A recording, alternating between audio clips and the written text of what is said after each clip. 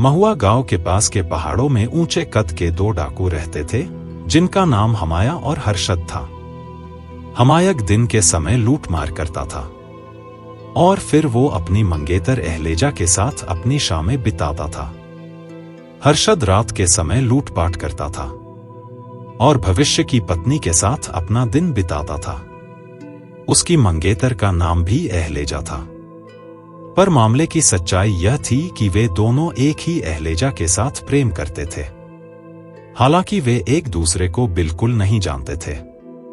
एक शाम जब हमायक अहलेजा के घर जा रहा था और हर्षद अहलेजा के लिए धन की तलाश कर रहा था, तब प्रत्येक डाकू ने अपने भविष्य के बारे में सोचा।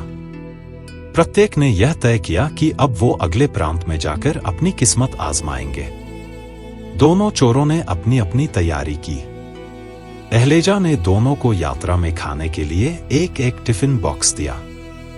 हमायक रोजाना की तरह सुबह जल्दी निकला, क्योंकि उसे दिन के समय काम करना पसंद था।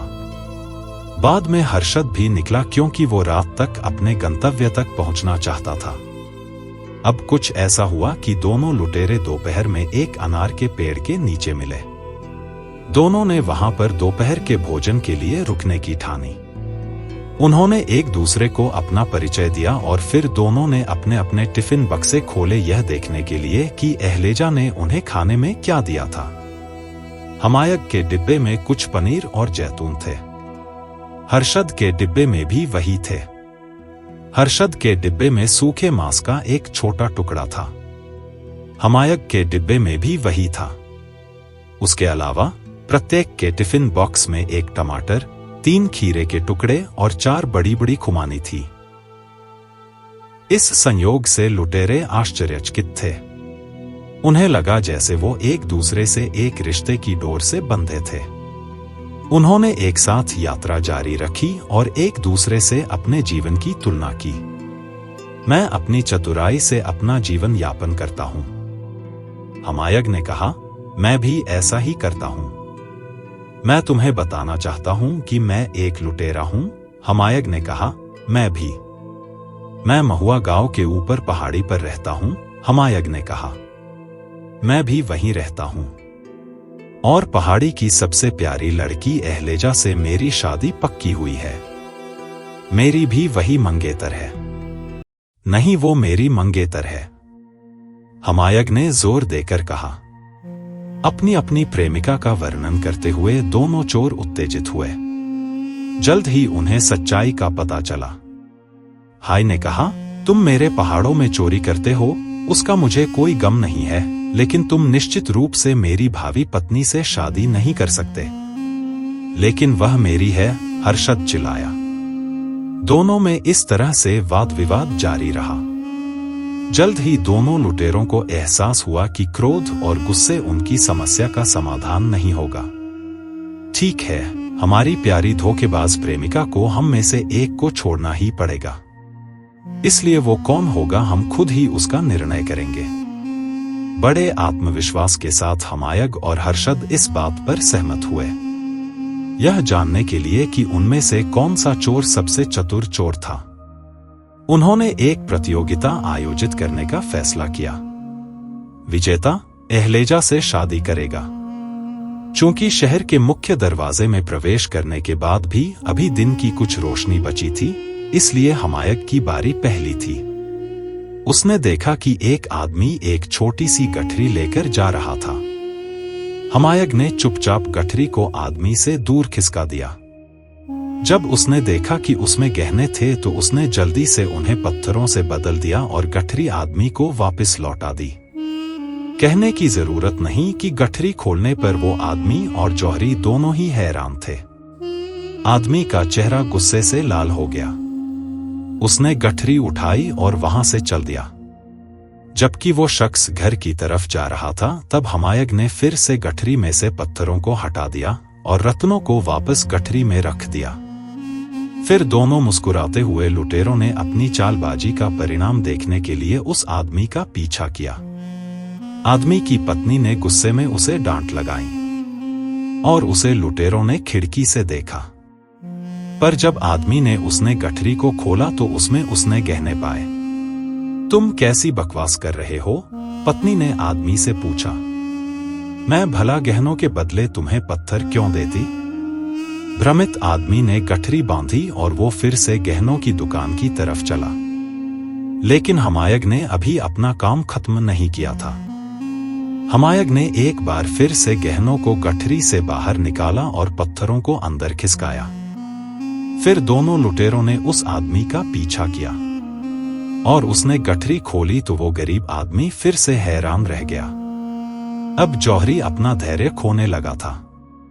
आदमी ने तुरंत पत्थरों को गठरी में बांधा और घर की ओर भागा।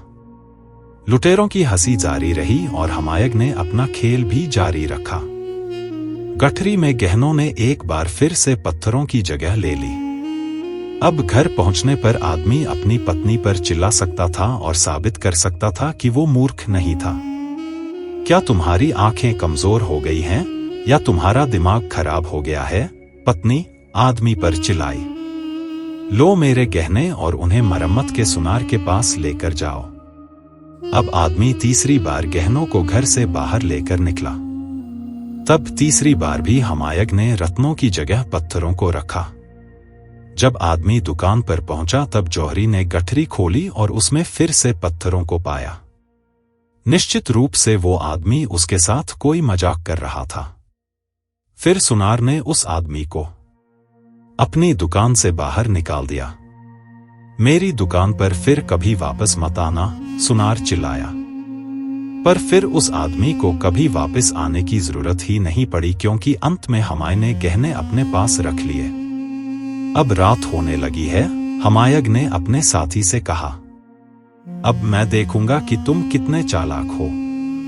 हर्षद ने कुछ लंबी कीलें और एक हथौड़ा लिया और वो हमायग को ईशान महल में ले गया।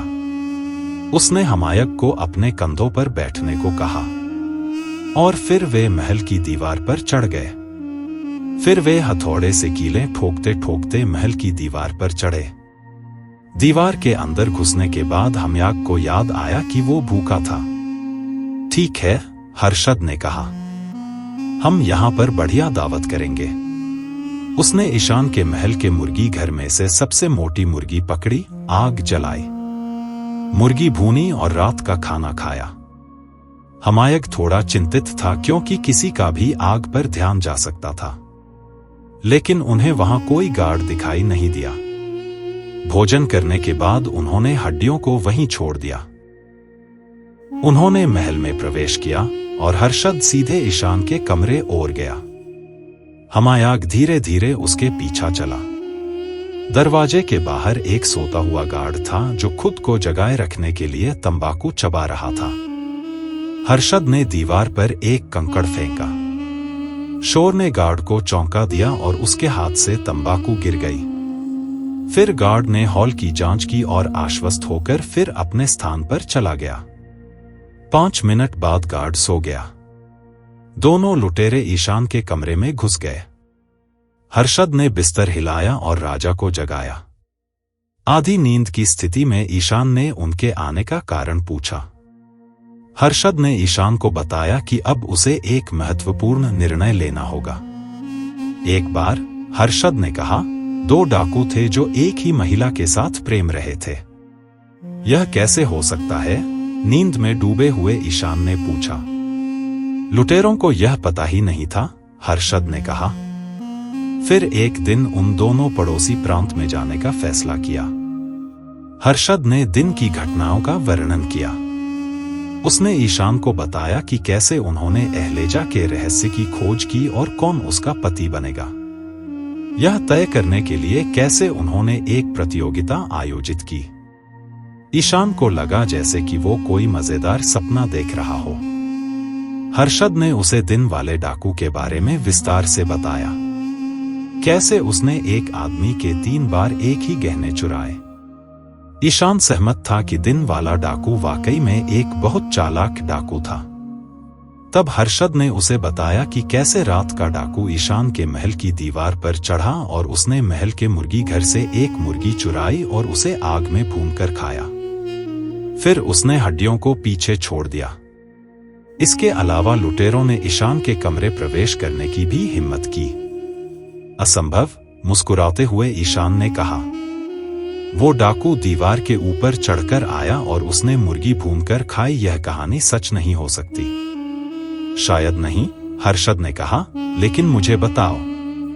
बुद्धिमान ईशान, अगर वो कहानी सच है तो आप दोनों में से किसको ज्यादा चतुर समझेंगे?